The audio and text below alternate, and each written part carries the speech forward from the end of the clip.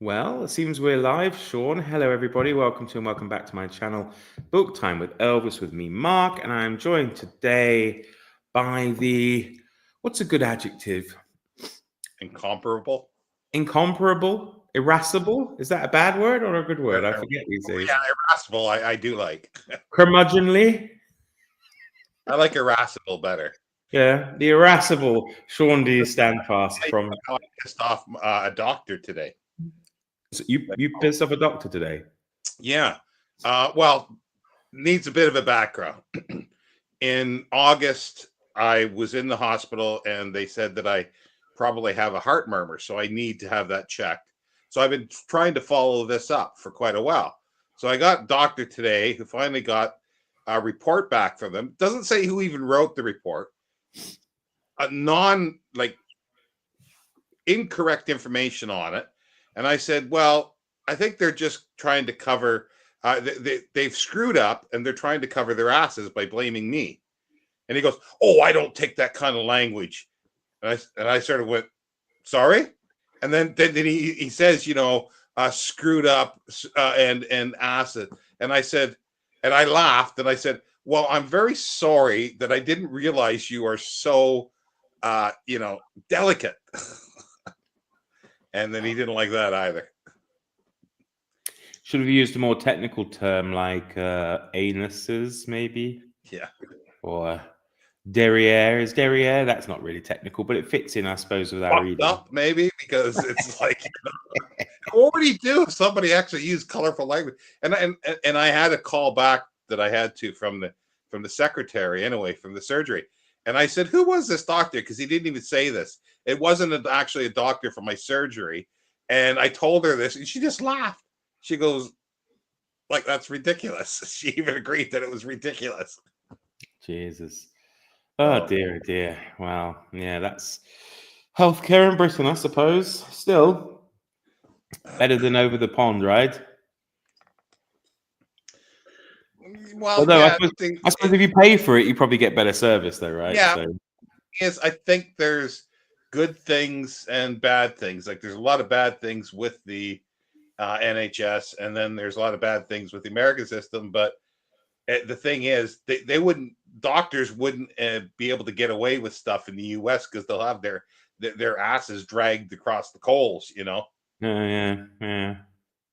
And here, it just doesn't matter. They'll screw up, and nothing happens to them. So they would never do stuff, certain things, because they know that they'll be rolled over the coals. Well, that's the thing. There never seems any blimey. Recourse. He's obviously not a fan of doctors. There never seems to be any recourse in England, does there? There's no way to escalate an issue or complain. It's just like, bad luck. Yeah. So, I suppose. But then the thought of, having a society where people are literally put into bankruptcy because they can't pay their medical bills is also, not really good, is it? So, we have Farah here from Bookstalgic, part of our group for the book we're going to talk a bit about. Hello. Yeah, there's always a lawsuit waiting to happen in the US healthcare system. Yeah. I do like the cover, though. I have to say it's much better than my cover. Look at that. Well, the thing is, like, throughout this, because I can't pronounce the goat's name. There's a name for the goat. And they keep like others refer to it as like it is a female goat. It's a nanny. But they never say billy goat. It's like a he goat. I think it is all the time that's referred to. And it's like, don't the French have a name for a male goat? I guess not. I don't know what goat is in French. L'homme, le goat. I haven't got a clue. Yeah, so Farah's got the same edition as you. Yeah. Well, it's I haven't read this. Like I'm pretty sure it's the same edition or the translator that I read from the Penguin one, long time ago. So who's your translator? Sorry, who's your translator in your one? Alban Krailsheimer. Oh, wow. Krailsheimer, that's a funny name. You know, it's the second time I've heard a funny name today. See? Uh, uh, That's the pronunciation. mm. Mine's John Sturrock. He actually translated Sodom and Gomorrah in the New Penguin edition of Proust's In Search of Lost Time, but he sadly passed away in 2017. So, yeah. But so I don't know if you remember it was John Sturrock or not that translated your version. So No, I don't. I just assume it was a penguin. So, and I think that's been the penguin one for ever. Like that must have been done in the 70s or 60s. shouldn't it say on it actually? Actually, yeah. So this was first translated in 1978 and reprinted and some update in 2004. But yeah, so it's probably the same. It'll be the same penguin translation in the 80s when I read it. Yeah. So This one's 1993. uh, Yeah, it says translation and editorial material. The introduction is very small. It's very short in this one. yeah, it's not that long in here. But I've got a couple. I've got a comment here from Greg. All right, Greg. Hello, gentlemen. American healthcare is fine if you have good insurance. Even then, a major illness can rub out any savings. Yeah, but I've been seeing like these days that they're going to try and cap, like, you know, how much anesthesia they're going to pay for, and they won't pay for it if it's above a certain number of hours that your operation is, and this kind of thing. You know, it's crazy. So they just stop it halfway through. Well, that's it, isn't it? You know, no, I guess they watch your bank account. Yeah. Zero. It's like at the petrol pump, you know. It's like, oh Jesus, oh dear. So anyway, yeah. Well, we'll have a quick chat about it. I mean, we're going to talk a bit about, if you're just joining us, Victor Hugo's Notre-Dame de Paris, or the quarterback of Notre Dame, right, Sean? Or the Hunchback of Notre Dame. And it's our little kind of small group buddy read that we started in December. I think, as far as I know, I think I'm the furthest ahead of anybody except yours truly. Not yours truly is me, isn't it? You, Sean, who has finished it. Yeah, I finished it. Yeah. But then, you know, you've got a bit more time on your hands, I suppose. You know, stuck up there in the northeast of England. I got the time, but I don't have. I can't use as much of the time that I have for reading. That's the problem. Yeah. Wow. So you finished it. Can you talk about it, like, just as an overview, and let us know what you thought, without giving anything away? Because I know it's silly sometimes not to have spoilers or to worry about spoilers in such an old work, but I have to say I've never read the book before. I've only seen the 1930, was it 36? No. Something like that, yeah. Yeah, 36 film with Charles Lawton, but I saw that when I was probably like 9 or 10, right? So I don't really remember, but well, it's everybody sort of knows the story. See, this is the thing.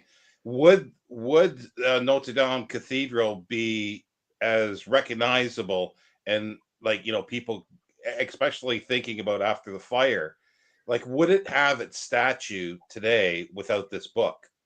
I've been thinking about that, and I'm going, it would architecturally wise, but not too many people are interested in architecture. That's I think true. it's the book. I think it's the book that has created a mystique around it. Yeah. Because there's the Beauty and the Beast. Like these aren't like everybody knows the general story where you have Quasimodo the Hunchback and the beautiful, Esmeralda.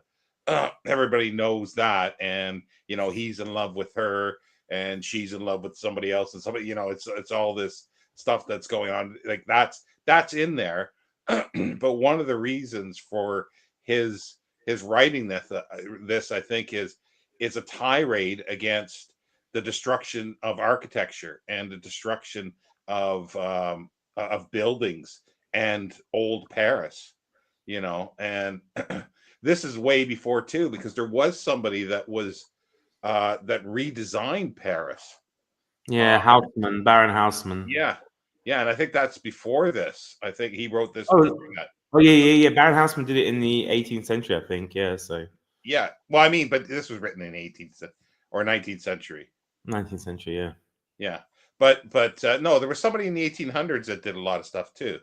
I might be wrong. I mean, maybe Haussmann did it at the beginning of the 19th I century. can't, because I only know it from vaguely from reading Zola's long thing, and he mentions it, and there's bits in the notes and everything.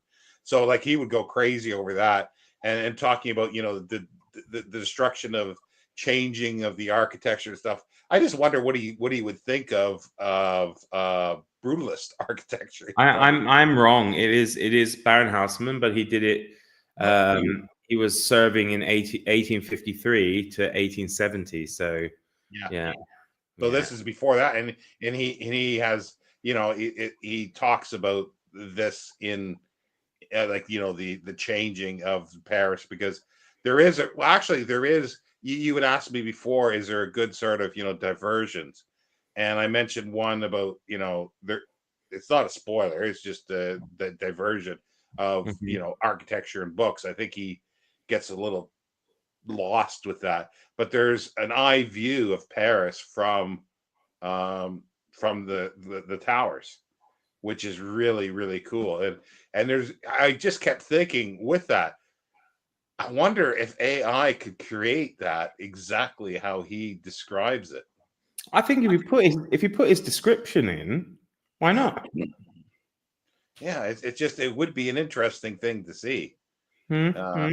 But yeah, but anyway, going back to what the story is it's that. So you've got this, like Les Miserables, you've got this human story that's going through it, but then he's also doing other things in the background with his diversions and his commentary on society and architecture in this case, and history. The sort of how history is viewed, and extremely violent at times. Yeah, you were saying in the chat, and then that bit you read out was pretty darn violent. Yeah. Yeah, there's quite a bit of that, and the interesting thing is that the movies, from what I remember, are pretty close. Like they're up to a certain point. There are scenes that are exactly right out of the book, especially in the silent one as well. And the other one, I don't know about the Disney one. I've never seen that. I'm sure they fluffed that up, for that. But the ones I remember, the Charles Lawton and the the silent one are pretty good, because there's some violent scenes in those. Yeah. No, I don't remember. I really don't. We got a few more comments here, so let's go through everybody. Well, a lot of people saying, of course, hello to each other, which I'm sure we just kind of. Well, no, I'll bring it up. So Ariane's here. Hello to you. Hello. And then Farah saying hi to Ariane and Greg. Elaine's here. Cobalt Dragon. Greg's had to run somewhere. And Farah's asking, have either of us seen the Cathedral of Notre-Dame in person? No, I haven't. I have a couple of times, but it's one of those things, isn't it? It's just there, and you look at it and you go, "Well, that's nice." Or you stand outside and you go, "The bells, the bells." I want to jump on the big bell, like with earplugs though. Yeah. So, well, there's the famous bookshop across the way from that, is the Shakespeare and Co. Yeah, definitely. And there's a lot of archaeological stuff underneath the square. I think you can actually go underneath. I don't know. I mean, I've done the Paris catacombs. I've done that. What about the tours? weird. See, that's another thing that Hugo made famous, because after Les Miserables, they actually opened up the sewers for tourists, and they still have tourists going through the sewers today, or bits of it. Yeah, no, it's incredible his knowledge. Actually, I don't know where did he write? He wrote this after Les Miserables, before. This is before. This is Right, before. right. You Yeah. can So, sort of tell. You can sort of tell. I think he's exploring his diversions and stuff. I do. I mean, I like his style, although I'm saying that, I always feel strange saying that. Sorry, about like translated works, because of course, there's an element of the translator's style. But this John Sturrock, I don't know. It's very clear to me, translation. Yeah. The only thing is, which I couldn't find explained, unless I missed it. I don't know in your version, but at the beginning, so it's going back a bit for you. Quite often they shout out this Noel, Noel, or Noel, Noel. The crowd seemed to shout it out, and I don't know Oh if it's, yeah, yeah. if I it's think somebody's name or if it's like an exclamation, but it's unfortunately not in the footnotes. So, yeah. I remember seeing that.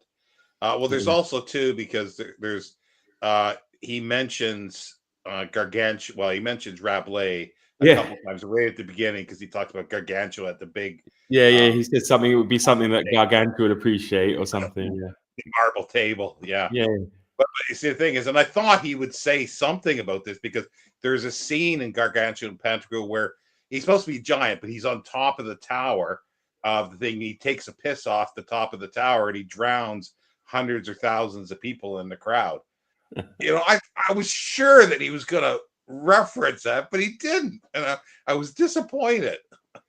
Yeah, that I have to get to. I really do.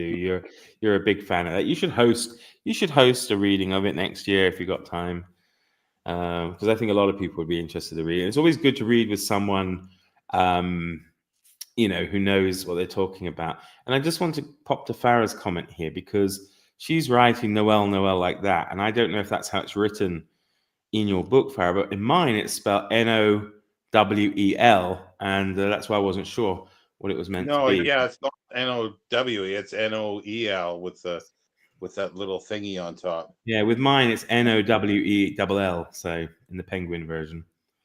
So, Elaine's saying about asking Farah if they've got snow over there. Yes, we've got it here too, in case anyone's interested. Quite a lot of it at the moment. Ariane was in Paris once and did see Notre-Dame. It was. It's pretty awesome, I guess. But it's one of those things where, it's not that far away from London, and I don't know. I've probably been in my life maybe 10, 12 times to Paris, something like that, maybe. So, yeah, you take it for granted, perhaps. I suppose. It sounds very. It's not. It sounds very spoiled, doesn't it? Elaine's picked it up but hasn't read it yet. Farah's suggesting she jump in. Well, why not? I mean, a lot of us are still near the beginning. Sean's done though, but nothing new there. Yes, it is. Yes, it is indeed. Well, I don't know, Ariane, if you've got time. Although I might have mentioned to you before, and I think you said you were quite busy, but yeah.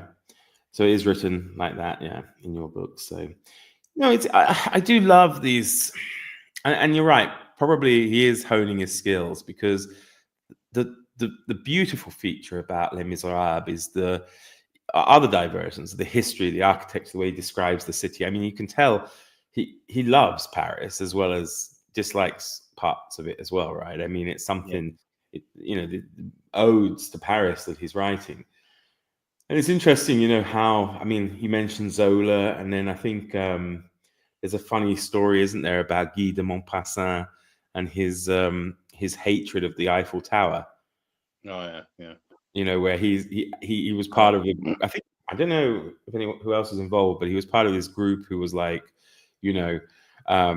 trying to get it stopped, so it was like a blot on the landscape and all this kind of stuff, and should be avoided at all costs. And then it was finished and it was done, and there's a restaurant up there, and he went there for lunch every day. And somebody asked him, like, you did everything you could to stop this building. Why do you go there for lunch every day? And he says, well, it's the only place in Paris I could go where I don't have to see it. Oh dear. Yeah, because that's the thing. Like his description, the bird's eye view is absolutely amazing. And that's like, I guess I didn't think of that as a diversion, but it is a bit of a diversion. Mm-hmm. That really works well. And there's where I read that bit about the violence, the really heavy violence. That section is really good as well. And we're talking about short chapters. At the end, there are longer chapters that are like 30 pages or so. And but he doesn't like, and this is a strange thing too that he does. He has a short chapter, but then he just continues it in the next chapter, and it's like, Yeah, I noticed that. I did. Yeah. Yeah. which I thought was a bit strange. And it's like, well, why it's just, you could just tack them together and they work. Yeah. Yeah. No. Yeah, but I appreciate the short chapters. Actually, I have to say, I enjoyed that with Les Miserables.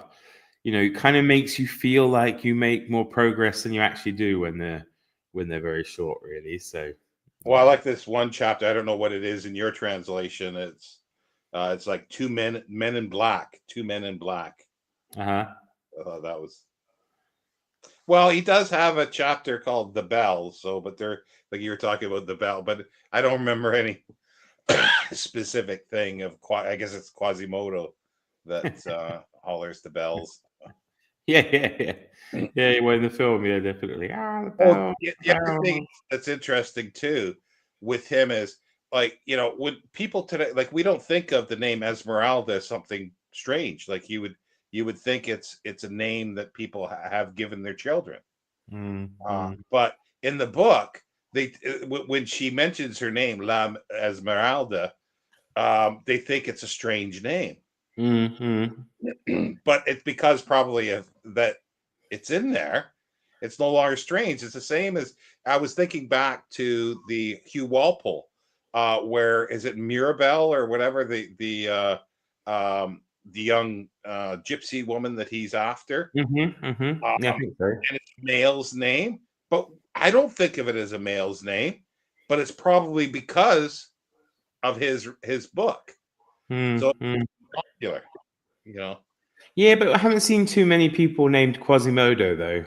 No, well, yeah, but the Maybe thing I'll is, get one actually. Maybe I'll have a little. If I have a little kid, I'll call it Quasimodo. That'd be kind of fun, wouldn't it? It's my son, Quasimodo, Quasi for short. but yeah, it's like it's like, I looked up the meaning because it is the Sunday after Easter, I think it is, but it also means half formed, and that's why he was called that, because of his deformities. But he's stronger than a bloody ox, that's for sure. Yeah. But I mean, because they say early on he went deaf, of course, because of the bells. But excuse me, is he completely deaf? No, but you can still hear certain things, like Uh-huh. he hears a whistle, and he does hear the bells, so he can still hear the bells. Yeah. So, well, And he calls, like, he's got names for all the bells, and like, it's a family, because there's like, what is there, 20 of them or something like that. And also, I didn't realize. I think the playwright Pierre Grigor. Yeah, I don't like, I pronounce it as Gregory or something. That actually sounds good. Grigor. Is a real person. Oh, is it? Okay, I didn't notice Yeah, that. according to my notes, because there was the footnote for it, and it said something about he mislabels his age, right? He doesn't set him in the right. Pierre Gringoire, a historical dramatist born in 1475. Hugo has aged him considerably.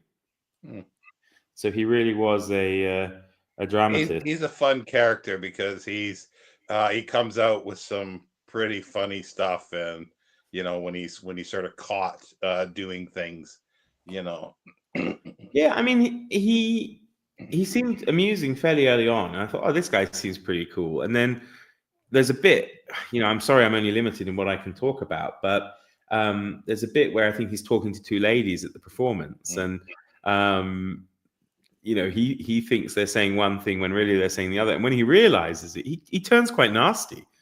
He turns quite nasty to them, says, "Oh, silly girls," or whatever, blah, blah, blah, and he kind of walks away. But I was surprised at how actually funny it is. I'm trying to remember. I don't remember a huge amount of humor in Les Miserables, but then I Well, suppose, there is. Charles Lawton does a few things, especially when he's he's tied up being whipped or something like that. I think he says some stupid because he, like, I think in the film, like, he can't feel it, yeah, and yeah, he says something, that's kind of funny, if I remember right. yeah. But Hugo definitely does not like Louis the 11th. No, but he also, again, unfortunately, you should be wary of using him as your guide to history, though, because he does claim that Louis the 11th somehow engineered a poisoning of Edward the Fourth, right? So Yeah, yeah, but that just works for yeah. his thesis about him. Well, yeah, but I suppose the thing is, maybe it was a genuine theory at the time, or a bit of a conspiracy theory at the time that it happened. Because I mean, I don't remember exactly, but I'm pretty sure Edward the Fourth did die of like overconsumption, or good living. Maybe through drinking too much. So it is possible. Maybe, who knows? Well, they in here, I think in the introduction, he mentions a couple or several books that I guess that Hugo used as sort of a guide, I think, for history and Mm, for the description of mm, mm, Paris. mm, mm. Yeah, and then when you think that when he does go on to write Les Miserables, of course, he's not even in Paris to be able to do it, is he? No, So but he's also he's describing a period that he knows. He knew those streets. He knew everything there. But here, it's hundreds of years before that he's got to rely on other descriptions. And the other thing is too that Paris, people think of it as a city, but it was like like little kingdoms, and in some way, yeah, yeah, just yeah, all sort of mashed together. yeah. A few comments here. Farah agrees with us about the short chapters. Elaine likes the name Esmeralda. And then she says, just saw the movie of Hunchback a few weeks ago. Will be interesting to see how it compares with the book. Which film did you watch, Elaine? That's what I'm Yeah. curious to find out. As I was saying, I've seen the silent version in the 20s. I've seen the 30s version with Charles Lawton, and then the 1982 version with Anthony Hopkins and Leslie Ann Down as Esmeralda, and Maureen O'Hara as Esmeralda. Mm-hmm. And I don't remember if they made her like Esmeralda is only like 16 years old, like in the book. She, Yeah, yeah. she's a child basically, but well, not a child for the time, I guess. Well, they do refer to her as a child, but uh, Well, I she's mean, 16, she could be married and have a brood of kids by then in those days, right? So, but I like the way he does that. Like, there are a few instances where he's talking about the history, but then he does bring in some modern stuff, yeah, that you say, like, to say, like, oh, a bit like such and such. But of course, to us, it's still history, right? It's still, completely not relatable. But yeah, well, so because he does talk about things that have changed or stayed the same since that. yeah. So Yeah, that's true. Yeah, Julie, what was Juliet, 12 or 13 or 12 something? or 13, I think. Yeah. Oh yeah, probably the older 1930s version. Yeah, the Charles Lawton. Mm. So yeah, so far so good. I haven't hit the ground running. Um, I haven't launched into it as much at the very beginning, as I did with Les Miserables, which actually really grabbed me pretty much from the first words. However, I will say now I am into it, and I'm looking forward to getting Yeah, back. I thought it like, in retrospect, it had a bit of a shaky start. Yeah, yeah, It's like it's interesting, but it's sort of, yeah, it's just I thought it was a bit shaky. yeah. I think from my, I'm through book one, and now I've already noticed the improvement in it. And I think for those who haven't got through book one yet and have been worried, I think you'll find it does seem to already get better. So yeah, okay, good. As far as agreeing with me there, yeah, I think so. It did seem a bit kind of, I don't know if disjointed is the word, or like just a strange opening. But I don't know if you noticed the parallel a little bit with Yeah, you Cyrano de mentioned that. Bergerac. Yeah, Yeah. yeah, But um, also too, it's like when you compare, like you said, it's an odd beginning, but I guess you would say maybe Les Miserables is an odd beginning as well. But it grabs you with mhm. a very, humanistic, I guess, or something, very human story of the character is just so great because it's not the main character yet. Yeah, yeah, yeah, yeah. No, I mean it's such. And if anyone's watching who hasn't read Les Miserables and who's been like put off because it is massive, and I'm sure you'll echo this, won't you, Sean? That there's no reason to be. It's a very fast paced book, especially I think if you get this Christine Donaher translation that we all read last time, very nicely translated, very modern, and doesn't feel like 1,500 page book at all, really, does it?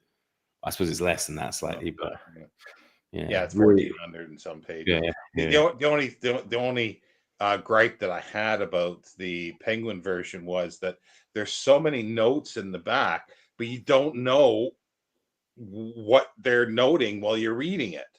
And Mm, there's no page numbers to it either. It's just a huge list of things, but a lot of it is like about, because he goes into a lot of authors and the popular, especially the chapter on 1817, is it? Uh, mm. or he does a year, and it's 1815, isn't it? Or 1814? yeah. There's a Oh, no, maybe it was year, 1817. You're right. Maybe, yeah. Sorry. and he goes in and he talks about all the books that were written, Yeah, yeah. the plays and everything. And so there's a lot of information in the back about that, but you don't know what it is, where it's at, and you don't really need it to fully understand it. But Mhm. it would be because I think you've mentioned it before. I'm not sure if on live, but it would be interesting to explore that stuff that year, Yeah, because yeah.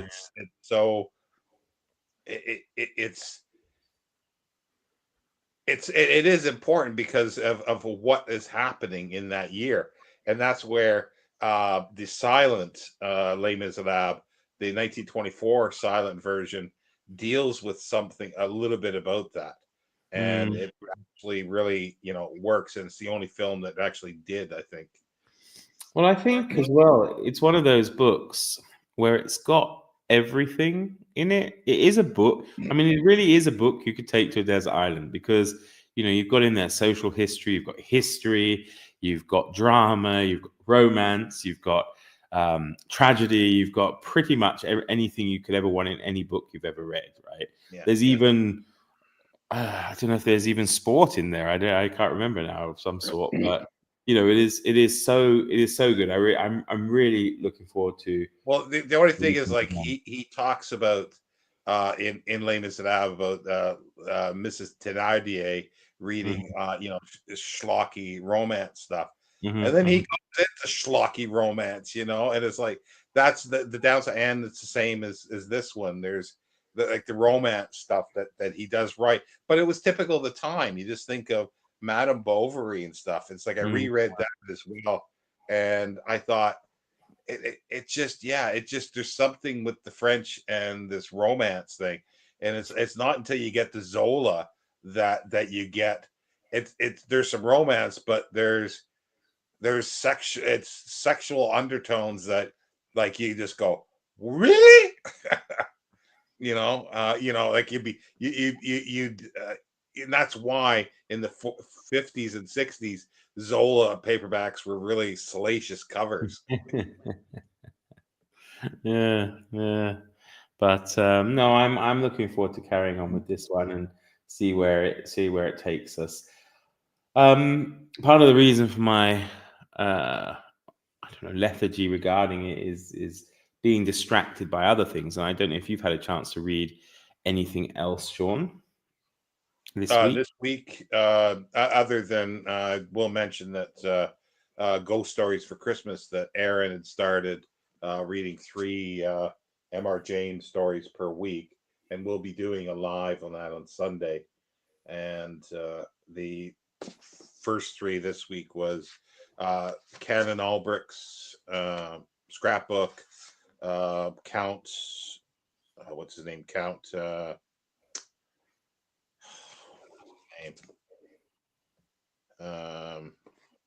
Count Magnus, and then a warning to the curious. Be doing that on Sunday. Well, I think it's nice because it fits in also with the event I'm taking part in by Vin, which is that Ghosts of Christmas Past, Christmas Resurrection thing, telling the stories. So, yeah, I mean, I think I put M.R. James as a recommendation. You can't really not have him if you're looking at Victorian Edwardian ghost stories. I've been reading through, although I've only read 2 so far, the Penguin book of ghost stories, and the first one was the group read we were doing, which is the old nurse's story, which I read aloud on this channel, and it was good actually. I quite enjoyed it. It felt quite atmospheric, even as I was reading it. I felt the chills. However, the second one, it was a weird one. It was some American chap, Fitz somebody or other. I don't know if you know him. Hang on, I'll bring it up. But he told this story, and it involved like opium taking and all these things, and some creature attacked him while he was sleeping, and he was able to pin it to the ground, but it was invisible, but they could feel it, right? Is that head and stuff? Yeah, I know what's. Yeah, and then basically they leave it to starve to death. Sorry? Yeah, I love that one. I love that. Yeah, it's a weird one. It's a weird one. I can't for the life of me remember the Fitz James, I think. something like that. Yeah. I'll pull it up. I've got it here. I would actually recommend. I know it's a bit different for you, isn't it? But I would actually recommend anyone thinking of reading Les Mis, if they do like reading on the Kindle version is very good because it does avoid the problem Sean mentions where it just does hyperlink to all the notes and stuff. So that makes it a bit easier, I would say. Where are we? Yeah, here we are. What's his name?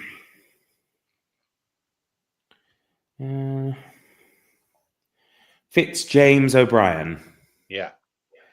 What was it? I love that. Yeah, because he's like, yeah, he's in bed, and they tie it down to the bed. Yeah. And all the people, because they don't believe him, because it looks like he's got nothing, and then they see the indentations on the bed, and yeah. But I mean, it's just grim when they say, "Oh yeah, well, it basically starved to death, whatever it was." Yeah. Ooh. So yeah. But there's a few in here. I'm assuming there must be. Well, maybe not actually. Maybe not, because it's Elizabeth Gaskell to Ambrose Bierce, pretty much. So I think old M.R. James would be too late, really, to get in on the party. But it's Edward Bullen. It's reprinted a lot of stuff that has been done before that one, I think. One of my favorites is there's 2 Oxford collections. There's the Victorian ghost stories, and then there's just I think just ghost stories. I think they also. No, there is an M.R. James. Oh, there is. Yeah. I think it's just messed around with the timeline, but which one? There's Edward Bulwer Lytton, Mary Elizabeth Brandon, Amelia Edwards, Charles Dickens, Sheridan Le Fanu, Harriet Beecher Stowe, Robert Louis Stevenson, Margaret Oliphant, Rudyard Kipling, Lafcadio Hearn, which weren't you reading some of his? Oh, his stuff's really good. Yeah. Yeah, W.W. Jacobs, of course, the Monkey's Paw. Mary Wilkins Freeman, M.R. James. Oh, whistle and I'll come to you, my lad. It's good. Yeah, One. they always use that It's not one. the And best one. It's good, but for me, it wasn't the best. no, it's not. That's the thing.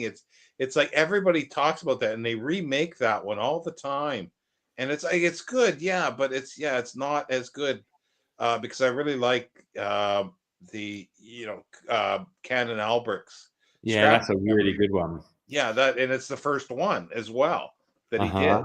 You know, I do like the mezzotint. That's pretty darn yeah, creepy, that's though. a good one too.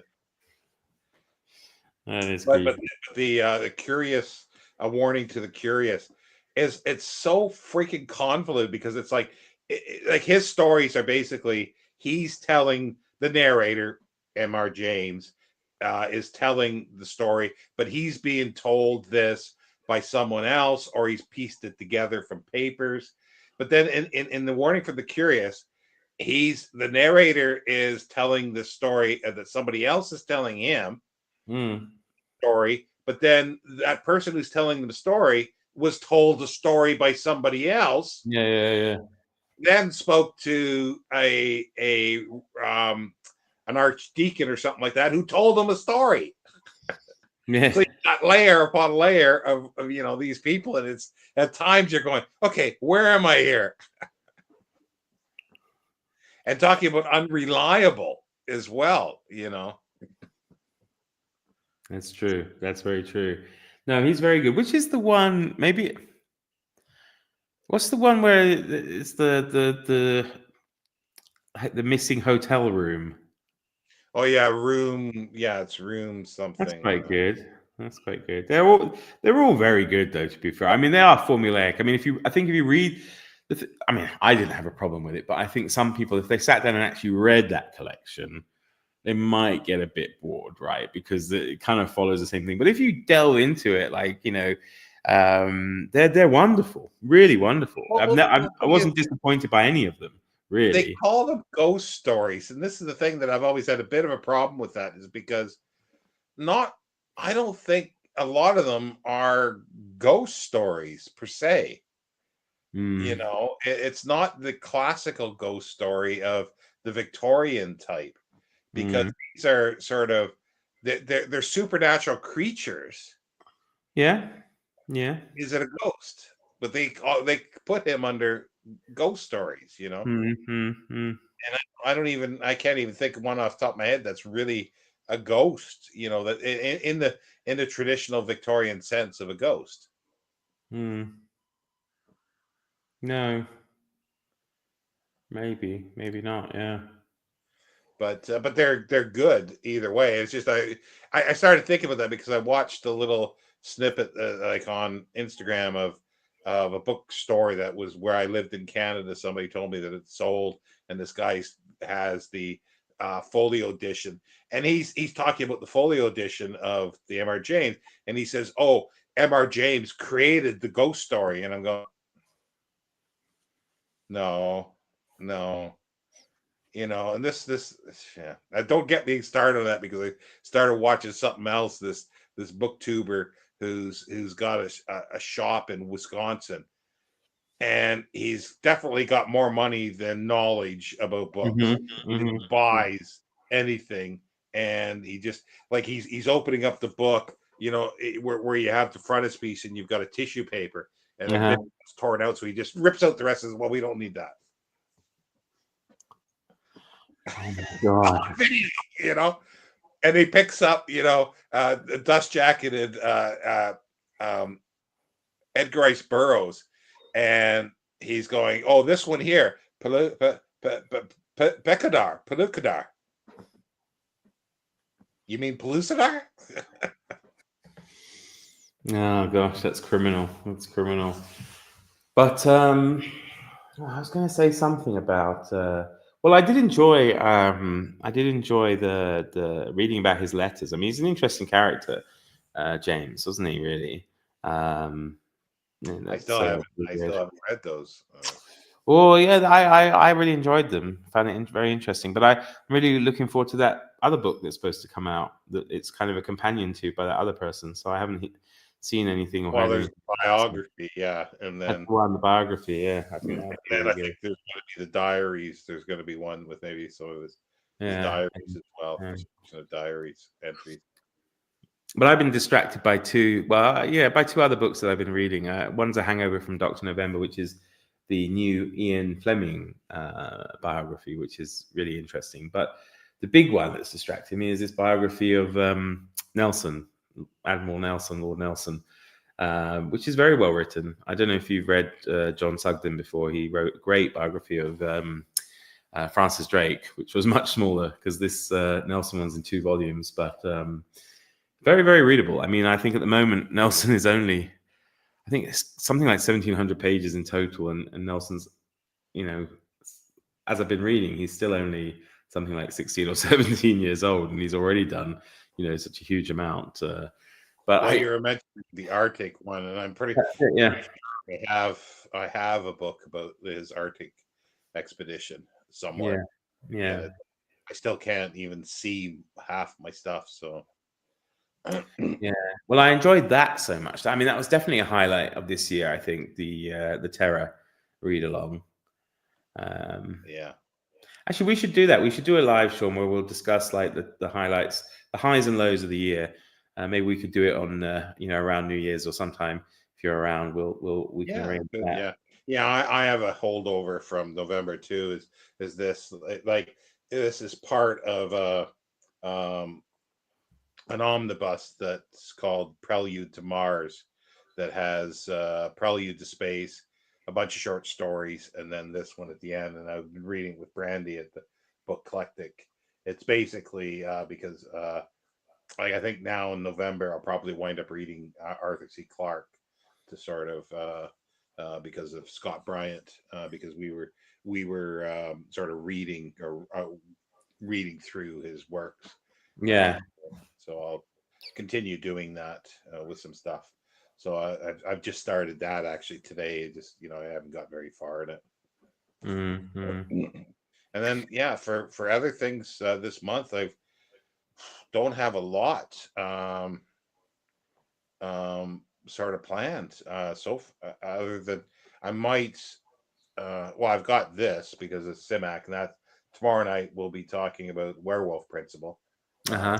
And on the live, but Like that's the usual suspects, Scott and yeah, Co.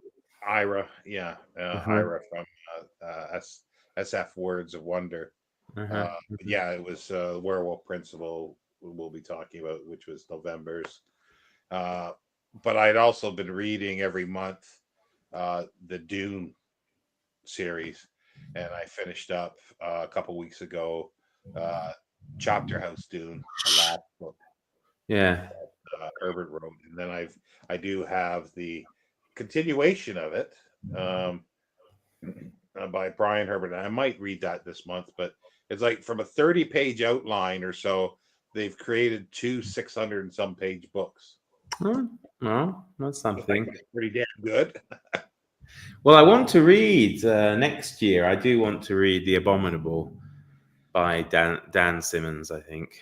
Oh, okay, yeah, that would be up my alley because I do want to read more of his.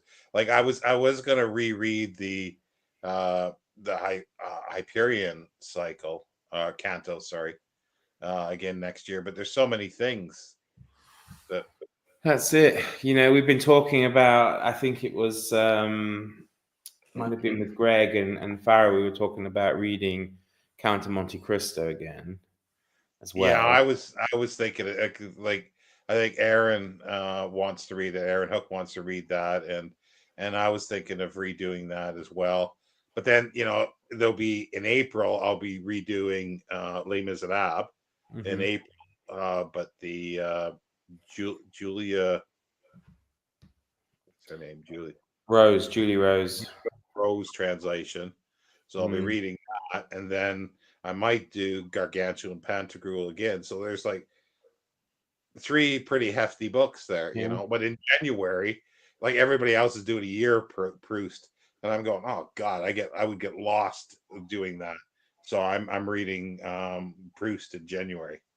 Gonna So read Bruce in January. Yeah. yeah, Well, I'm actually wanting to get back to Balzac, of course, at some point next year. I'm Yeah, well, hoping. So Ariane and I will be reading at some point the Lost Souls. that's a Harmony. Harlot High and Low, right? Yeah, there's about 4 names to it. That's the thing. Yeah. Well, I might get in on that one if Ariane doesn't mind. And then yeah, other stuff because I wanted to.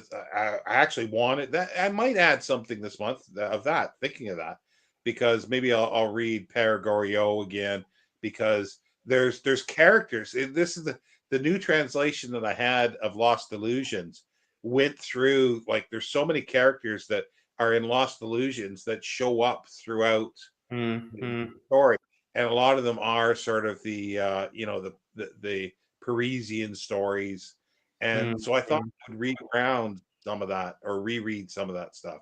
Well, one of his that I do want to read, which seems like it would be a good one. It's actually, I think it's a collection of short stories, but it's something like 13 something or Gentleman's something. It's I think it's like interwoven short stories or something told at a club or something. I can't remember what it's called. 12, 13. Oh, Oh my, yeah. oh yeah, yeah, the 13. Yeah, that I have on the pile. That's sort of I think part of the three. History of the 13. It's a collection Yeah, of 3 novellas. Yeah, that's the one I've been thinking of as well. So yeah, yeah. No, yeah, I liked Balzac a lot. And it was me, I really enjoyed reading it after because I think we went pretty much from Les Miserables to Lost Illusion, didn't we? yeah, You yeah. know, and yeah, it was really good. We've got a few comments to have a look at. Let's see.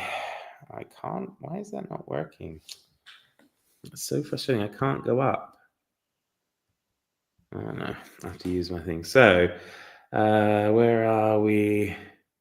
And then I've yet to start with June. Keeps getting pushed back with other reading events. Ariane wants to read The Count of Monte Cristo. Also, Well, I guess I'll be reading it again in the new year.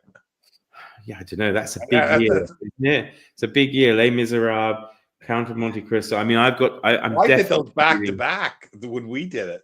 I did those Well, back to back. you've got to pick up War and Peace again. So you might as well make it a really big year, Sean. Jesus Christ. I'm going to do Anna Karenina though in January for sure. I wanted to do it in And December. then maybe I'll just add out of tempt fate and try Clarissa again. Well, I mean, I don't know if you know Farah's channel Bookstalgic, but she did read Clarissa over the course of I think 3 years, wasn't it, Farah? But it's interesting to watch, and she enjoyed it. You know, I did tell her we did discuss it. Was I think we mentioned it in one of the lives with Greg. We did discuss your tumultuous and rather stormy relationship with that book. So I love it. That's the thing. Everything that I've read, I just love. The sentence, like the way he's writing these letters. I don't really care so much about the story and the thing, but it's the style of writing that I really like. mm-hmm. And says The Terror was a great read. Read it as I watched 10 episodes of the series on Prime. Ariane, looking forward to Balzac. Yes, join us, Mark. Yeah. Have you seen that meme going around that people have with Balzac? No. Like a picture of Balzac, and it's like it's something like "Never mind the penis. You have to honor the Balzac, honor the Balzac," or something. So it's like, yeah. Apologies if there are children watching. I do apologize. Elaine says Count of Monte Cristo was great. Had to read it in grade 8. Our novel study, but newer version sounds bigger, longer. Yeah. And it might even get bigger It may well do. eventually if I always forget his name, Lawrence Ellsworth gets his hands on that. Yeah. Okay. Elaine and Farah setting up a date. I wonder if they're going to do a buddy read of Dune. I'm seeing Crime and Punishment. Well, you could do it because Aaron started. We were doing Dune in June, and I thought you might as well continue it because, especially if I like these, then you could just in June read a Dune book, regardless of what it is. It's just No, Dune in June. it's tough for me, right? These things, these fantasy books or whatever they are. So, Oh, Crime uh, and Punishment. Yeah, I should reread that. well, actually, it's not. In the end, it's Brothers Karamazov. So, but Crime and Punishment, I think I was saying to Greg the other day that, um, I picked it up not with a view to reading it, but just I thought I'll just read a couple of pages to see what it's like, and I read something like 200 pages, I think, or 150 pages, and then put it down because I thought, yeah, I really haven't got time for this now, but this is great, and I've got to get back to it, and I haven't read it yet. So again, that could be on for next year. But I really enjoyed what I read. It was nothing like I expected it. And as far as saying, yeah, she loved Clarissa, and Elaine's doing a reread of Wheel of Time group reread in January. Well, that's a long, if people think Proust is long, that's like, what is that, 20 some volumes? Yeah, I don't know. I've been umming and ahhing about Proust. I don't know. I think, like you, I would prefer to do it pretty much, if not necessarily all in one girl, all in one girl, all in one girl. Jesus, I can't speak. Oh Oh my my God. God. Oil. Yeah, I've got things on my mind. It's been an interesting week. All in one go, then at least over the course of a couple of months. I mean, for me, I think the summer. If I do it, I'm going to pick it up in the summer because I've got the summer holidays, and although I will have a lot of work to do around the house, I think it would be quite nice to sit out on that terrace and read Proust. So we shall No, see. yeah, I'm going to give it a go because that's easy enough to do for the month. I might even get it. It depends on how, if I have a good month and I feel good, then I can probably get it done in a lot less time. But Yeah, like 2 weeks. yeah, What probably. Yeah. what's what translations have you got? Which ones have you got? Oh, it's the Penguin one, so it's the Moncrief one. The older Penguin ones, not the new Yeah, ones, because I wanted to read that one again, right? and then I want to read the new Penguin ones that I've done. So, but I want to reread that one first. So I'll do this, and then maybe a couple years later, I'll read the other one. But Oxford is doing one too, and I think it's one translator. I think. That'd be interesting. And you've read it before, Yes. Yeah. so you know what you're in for. So, yeah, exciting things coming up for sure. And then, yeah, there's a few events, of course, next year to look forward to. But I don't know. This month, I think I'm pretty much done. I don't think I'm going to add anything in. I will continue with some more short stories outside of the Penguin one. I've got the Black Lizard, the Otto Penzler. But I think a lot of the stories are repeated as well in the big book of ghost stories. And then um, maybe something else, but that nothing big. I think I'm sticking with getting Ian Fleming done, getting Quasimodo done, getting Admiral Lord Nelson done. Although that might overspill, of course, into January because for me, it's quite big to read those two back to back between now and the end of the year. So we'll see. Yeah, I sort of started months ago, started planning next year, 2025, and saying, oh, I was just going to use that as my catch up year of series that I'd started last year and this year, things that I never finished. And then I was going to add, the Hyperion Cantos, River World, Oh, yeah, I want to read that. and a bunch, and then all of a sudden it was like, oh, but then I forgot about doing Les Miserables, and then Aaron kept saying he wanted to do uh, Count of Monte Cristo, and I think Brandy wanted to do that, so I was like, okay, well, I can add that, and then Gargantua and Pantagruel come, and it's like, and Proust in January, it's like there's 2.5, 3 months there, in itself. Yeah, yeah. No, it's true. There's a lot to do, isn't there? And just not enough time. Yeah, well, with the River World, I might still do that next year. I've got See, I've got to collect a few. I've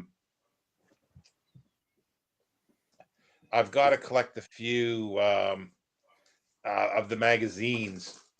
Shit. I was going to show you something here. Apologies, children, if you're watching. Foul language. The bad language from Santa Claus over here. What was I saying? Oh, because there's the magazine versions that I want to get to compare. But I only need a few of those to get yet. But there's this as well. Yeah. It's a role play game. Yeah. It's a role playing game, but there's so much background that it's actually background for the series, because this was used to give the last book of a collection. It was called Quest to Riverworld. It was a shared universe thing. Philip Jose Farmer wrote a couple stories, and this was given to the authors as background. They wrote their own.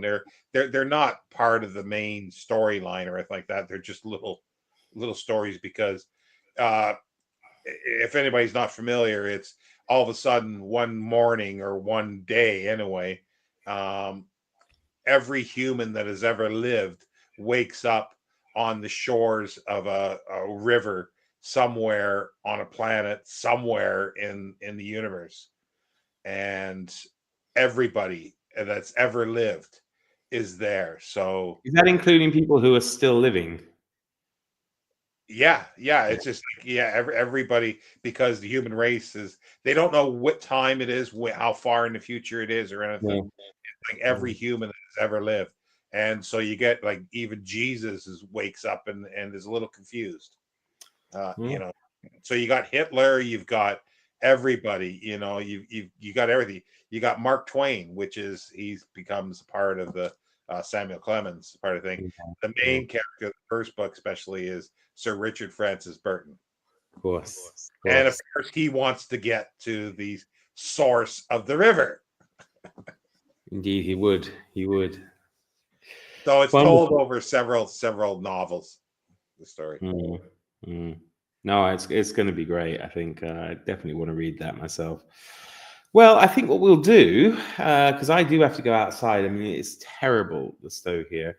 I do have to go outside with Elvis, but we will be back, I suppose, if you're up for it, Sean, next week, because although you finished, I haven't. So then you can kind of see where I've gotten up to, and maybe somebody else will join us as well. Maybe Bradley the Book Eclectic, or Farah the Booknostalgic, or Aaron the Aaron Hook, or whoever as well, which would be nice too, to get another input on it. But I think we'll stop there. Keep them. What's the expression? Keep them keen, right, Sean? This is kind of a bit of a reunion for us, isn't it? And it's nice how he just kind of slotted back into it. But have you anything else to say, or can I wrap it up, sir? I think that's it. If anybody does want to do those things, or you had already sort of set up for Count of Monte Cristo, or no, I'm not set up for anything next year. Okay. I haven't got any group, haven't announced anything. These are just thoughts I were having or discussing with other people, but no, we haven't decided when. I don't know. I want to say I might have decided one thing with Greg at some point, but I can't remember what that was. So, well, April, I am doing anyway Les Miserables again. So in April, so that's one that said it, and January Proust. Those are the only. I would absolutely recommend anybody wanting to read Les Miserables to read it with you, Sean, because there's no one on BookTube, I think, at least that I've come across, that probably knows that book better than you in all its different forms. No pressure on you there, of course, but you have read it a really large number of times, considering the size of the book. 5 times at least. At least. And it was fascinating reading it with you, really. So I know some people have read it with others, and maybe that was fine, but I would find it very difficult to imagine anyone was more knowledgeable on the subject of that. And also, though, we didn't mention it, but again, if anyone has read Les Miserables recently and wanted to delve further into the story behind the book, and you know where this is going, I think, Sean, I would recommend. Was it David Bellos or Alex Bellos? David Bellos, I think. David, yeah. Book called Book of the Century, which is kind of like the biography of Les Miserables and Victor Hugo as well at the time he was writing it and things. So that's a very interesting book and really, really worth your time and effort after you've read Les Miserables. So Yeah, because like I'll be doing it in the first week.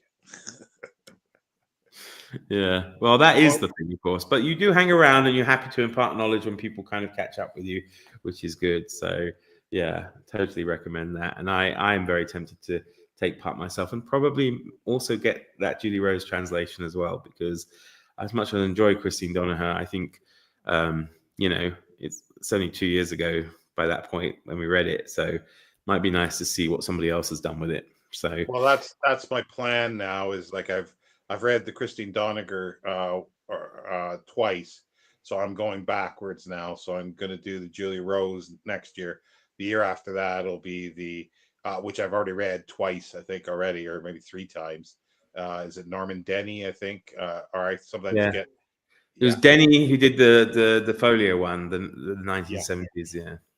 Yeah, and then that's the Penguin one, and then the one before that is what's her name from like late 1800s. Hapgood. Hapgood, yeah, I think that's the next one, and then you got the two, the American one by Wilbur, which is the first, and then the Rax or whatever, the British guy who basically Don't forget the Confederate one.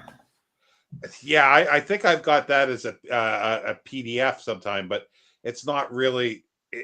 It just takes, I think, the Wilbur one and then excises the stuff that they think the South would be would hate, and sanitizes it for them, getting rid of everything against slavery. Yeah. But then there's also there's a Signet one that is the updated version that people have of the Wilbur translation, but it's still the Wilbur translation. So is it really another translation?